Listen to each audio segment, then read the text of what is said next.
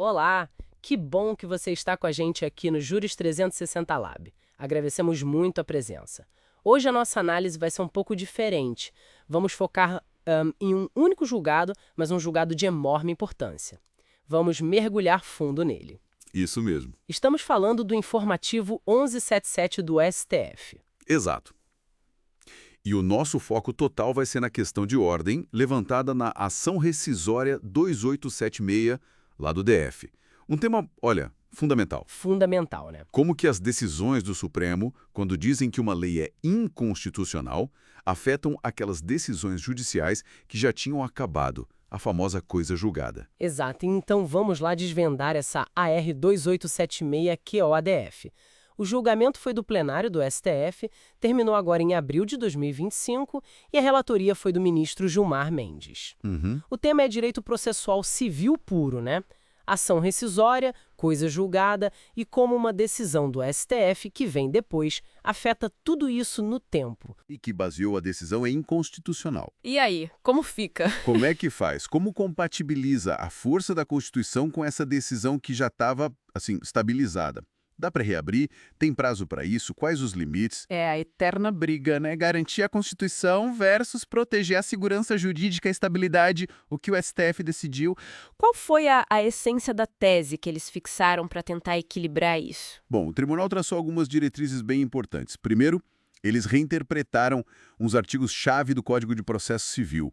O 525, parágrafo 15, e o 535, parágrafo 8º. Certo. Fizeram isso conforme a Constituição, mas, atenção, dizendo que essa nova interpretação só vale daqui para frente.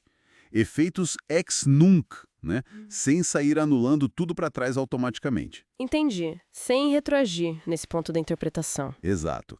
E de quebra declararam inconstitucionais outros parágrafos lá. O 14 do 525 e o 7º do 535. Mas vamos aos pontos principais da tese, que são 3. Certo. O primeiro ponto, então. Qual a ideia central dele? Olha, basicamente, o STF bateu o martelo.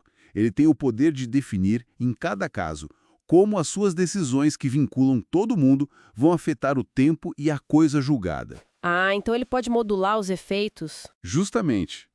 O Supremo pode dizer se a declaração de inconstitucionalidade vale para trás ou não, e como isso mexe com as decisões já definitivas.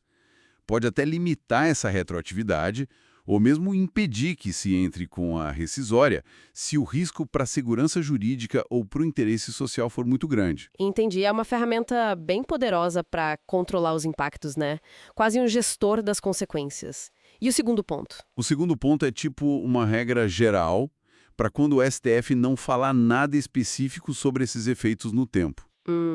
E qual é a regra? Se o STF ficar em silêncio sobre isso, a chance de rescindir uma decisão antiga, baseada na norma que depois foi declarada inconstitucional, fica limitada. Só dá para discutir questões que aconteceram até 5 anos antes de entrar com a rescisória. 5 anos para trás, então. Isso. E o prazo para entrar com a ação rescisória em si é de 2 anos. Mas 2 anos contados de quando?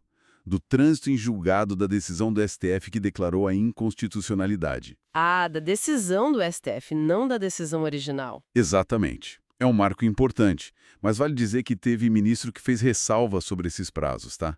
Não foi unânime nesse ponto específico. Certo, bom saber. E o terceiro ponto? Parece que ele mexe bastante com a execução da sentença, né? Aquela fase de cobrar o que foi decidido. Mexe muito. O terceiro ponto diz que é possível alegar que um título executivo judicial, a sentença definitiva que está sendo cobrada, não é exigível se ele se baseou numa norma ou numa interpretação que o STF depois declarou inconstitucional. Mesmo que a decisão do STF seja posterior à sentença que já transitou em julgado? A única barreira é a preclusão. Ou seja, se a parte já teve chance de discutir aquilo no processo e não discutiu, aí já era. Perdeu a chance processual. Os artigos 525 e 535 do CPC tratam disso. Nossa, isso é bem significativo. Pode reabrir muita discussão na fase de cumprimento de sentença, né? Coisas que a gente achava que estavam resolvidas. Exatamente. Impacta muito a previsibilidade, principalmente naquelas disputas tributárias, previdenciárias, que se arrastam por anos. O objetivo geral, então, foi mesmo tentar achar esse meio termo delicado. Sem dúvida. Foi uma tentativa de harmonizar essa necessidade de corrigir decisões que vão contra a Constituição, mas sem destruir a estabilidade que a coisa julgada traz. É um equilíbrio difícil. E como ficou o caso concreto, a AR 2876, que começou tudo isso? Foi resolvida? Ainda não. Por enquanto, o STF só resolveu essa questão de ordem, fixando essas regras gerais que a gente conversou. O mérito mesmo da ação rescisória 2876 ainda vai ser julgado, só que agora, claro, seguindo essas novas diretrizes. Entendi. Ficou muito mais claro agora. Essa decisão na questão de ordem da AR 2866 é realmente um marco. Define como as futuras decisões do STF sobre inconstitucionalidade vão impactar julgamentos passados. Com certeza, é um ponto de inflexão importante. E toda essa ginástica jurídica para ponderar os valores nos deixa com uma pulga atrás da orelha, né? Uma reflexão. Qual seria? Até que ponto essa busca pela justiça constitucional, por aplicar retroativamente novas interpretações do STF, pode acabar esticando demais a corda da segurança jurídica? Aquela segurança que é tão necessária para as relações sociais, econômicas, que já se basearam em decisões anteriores. Onde que está o ponto ideal nesse equilíbrio tão delicado entre corrigir o passado e estabilizar o presente e o futuro? Excelente provocação. Fica aí para a gente pensar. Bom, se essa análise ajudou a entender melhor esse tema complexo, fica o nosso convite. Se inscrevam aqui no canal Juris 360 Lab e, se gostaram, deixem aquele like. É isso aí. Agradecemos demais a companhia e a audiência aqui no Juris 360 Lab. Até a próxima.